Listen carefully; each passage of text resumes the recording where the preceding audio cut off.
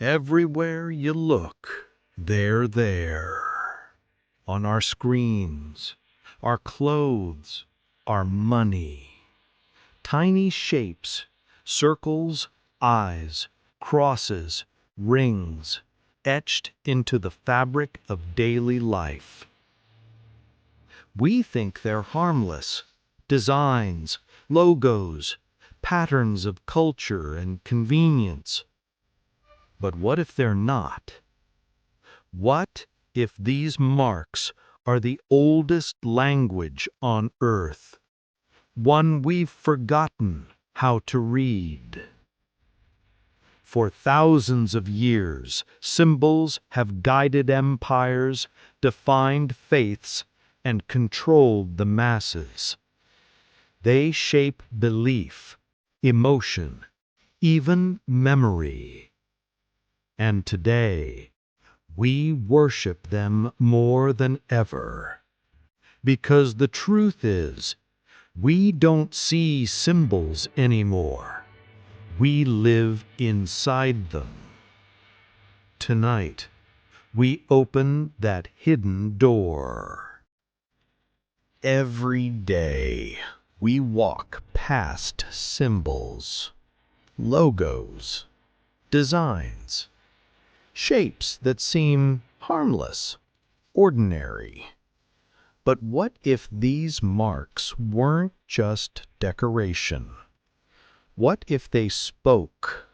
From the dollar sign on your cash to the peace emblem on your t-shirt, each carries a buried history.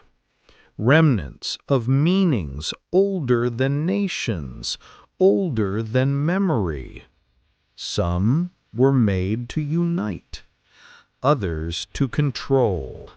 You see, symbols bypass logic. They speak directly to the subconscious. Ancient empires knew this. Secret societies perfected it. And today, modern corporations weaponize it. Behind every familiar logo lies coded intent.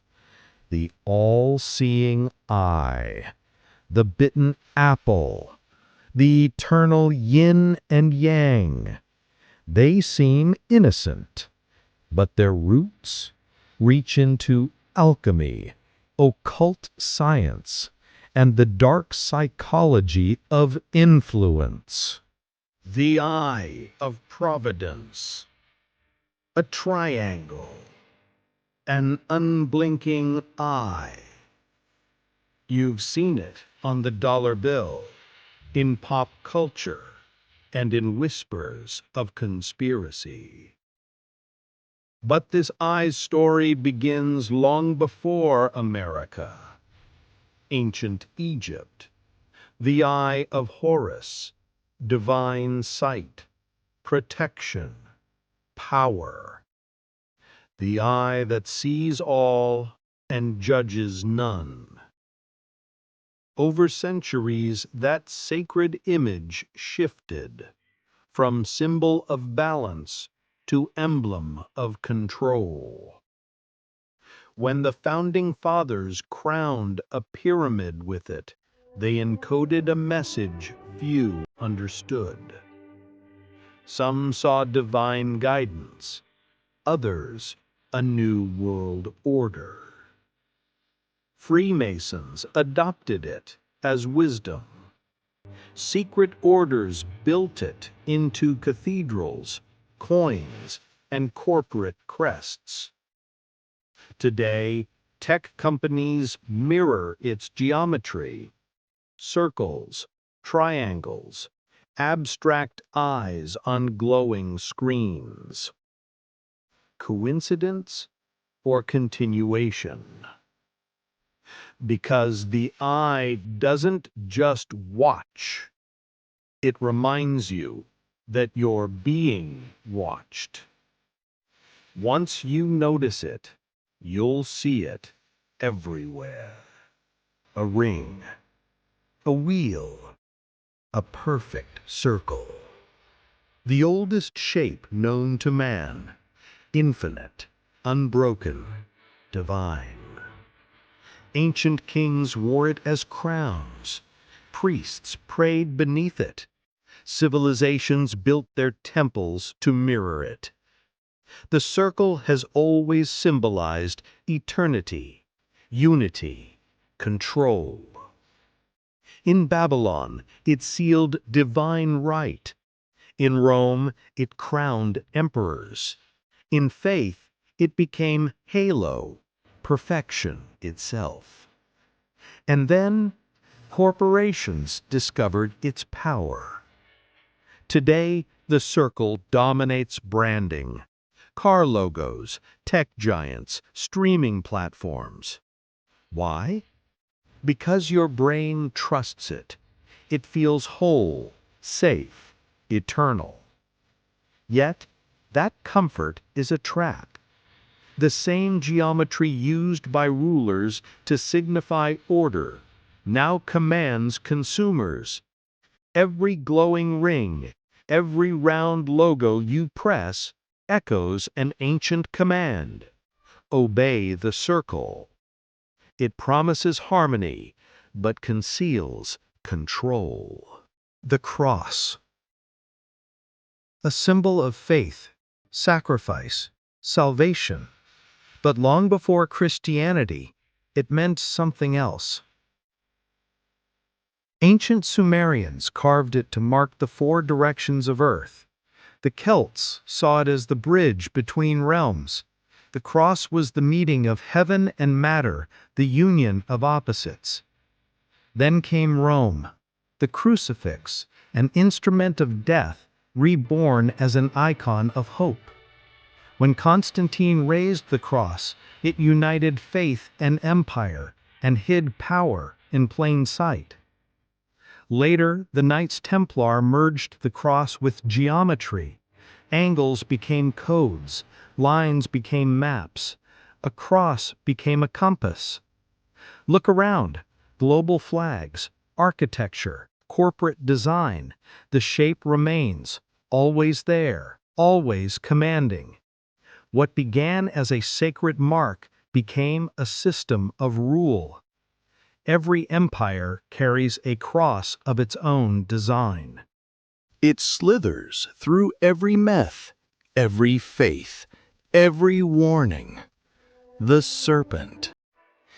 In Egypt, it guarded pharaohs. In India, it symbolized awakening. In the Norse world, it encircled creation. The Ouroboros, endless rebirth. But the serpent's gift was dangerous. It offered knowledge, transformation, and so it was demonized. The bringer of wisdom became the symbol of sin. Yet it never vanished. It simply shed its skin. Today, the serpent curls in the emblems of medicine, energy, and power. The staff of Asclepius, the flowing lines of pharma logos, even electric brands echo its curves. Why? Because the serpent still speaks to our subconscious. It whispers of forbidden knowledge, the kind hidden beneath comfort and fear. The ancients believed the serpent guarded truth. Perhaps it still does. Not an ancient carving, not a temple glyph, but a symbol that surrounds us today. The brand, the logo, the mark. From fashion to technology, every design is built to speak to your emotions, not your reason. Triangles for dominance, circles for trust, eyes for control. We call them logos, but ancient mystics called them sigils, symbols of power that reshape belief. Every mark we wear, Every logo we praise is a modern spell, and the more people believe in it, the stronger it becomes. We've been chasing the past for hidden meanings, but maybe those meanings never left us. Maybe they just evolved. The symbols don't control the world. We do, because we choose which ones to follow. In the end, it was never about the symbols. It was about us. From stone temples to glowing screens, humanity has always needed signs. To believe, to belong, to obey. We've traded gods for brands, altars for advertisements. But the language? It's still the same. Symbols move nations. They divide crowds. They whisper beneath awareness, shaping who we are. So the next time you see one, don't just look, listen. Because maybe the symbol isn't watching us. Maybe it's speaking.